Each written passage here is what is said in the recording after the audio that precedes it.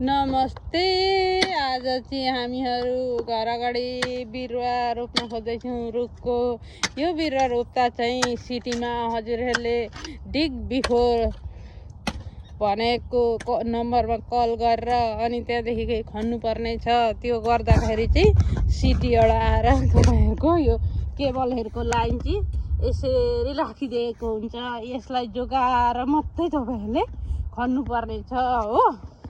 अनि हाम्रो चाहिँ अब दुईटा बिरुवा यहाँनिर रोपिने तयारी हुँदैछ। यो एउटा बिरुवा फ्लावरिङ डगवुड भन्ने रहेछ भने अर्को बिरुवा के को रहेछ भनेर हेरौँ है त।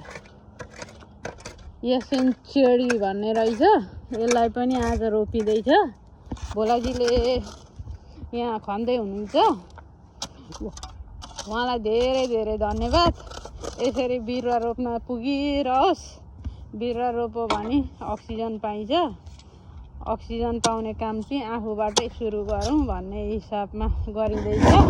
हजुरहरूलाई यो अभियान कस्तो लाग्यो हजुरहरू पनि ट्राई गर्नुहोला। अनि त्यहाँदेखि यसो मनतिर कमेन्ट पनि लेख्दै गर्नुहोला।